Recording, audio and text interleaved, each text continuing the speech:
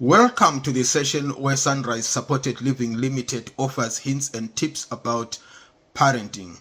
Today is the 21st of January 2024.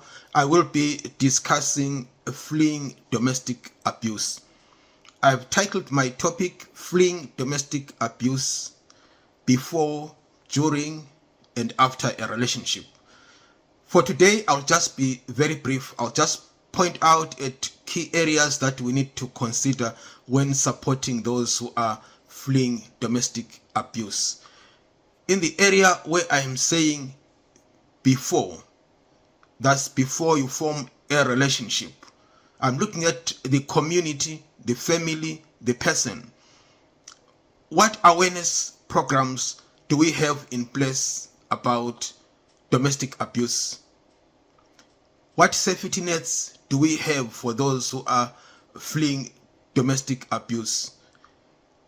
How do we share information with children who have not started a relationship, sharing the information about domestic abuse so that they make informed decision?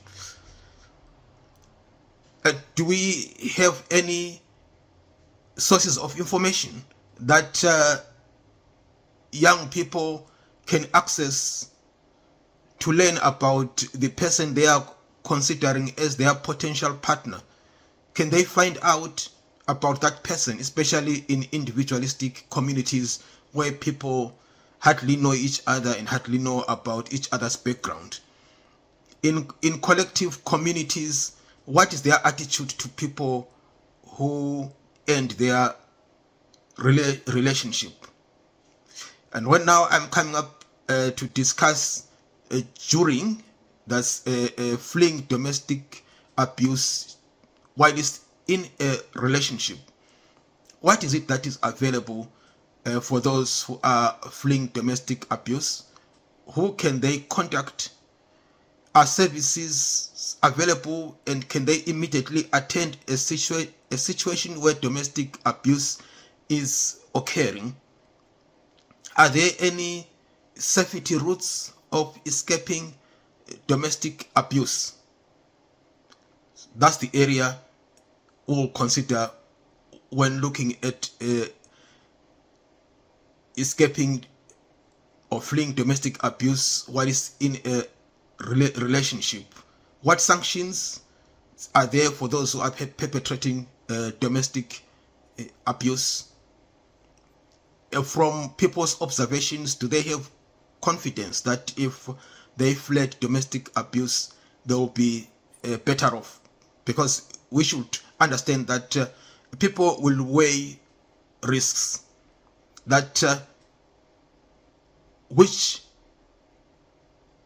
is much better, ending the relationship or remaining in a relationship.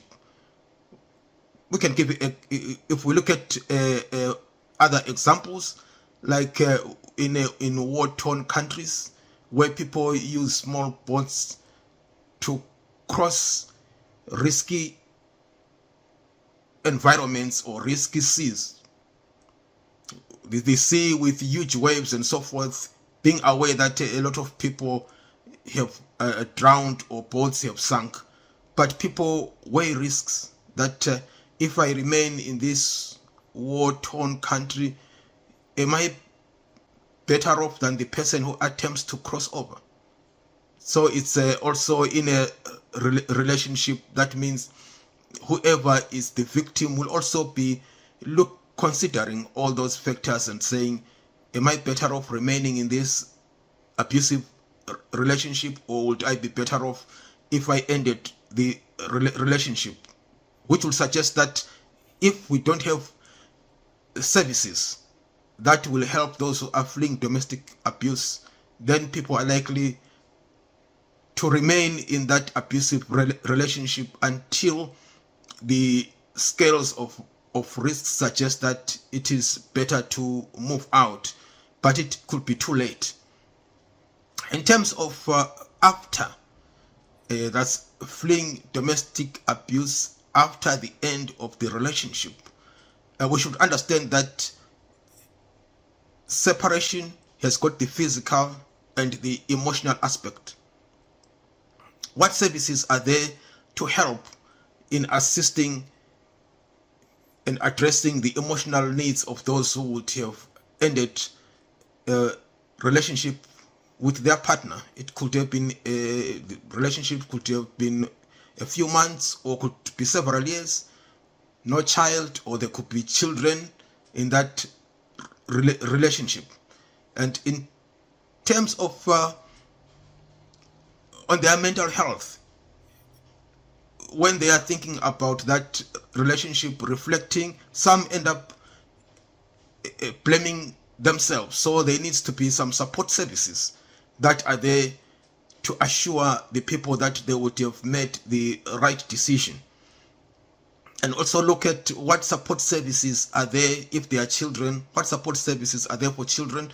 If people have been occupying the same property, do they have any access to collect whatever their resources that they left behind?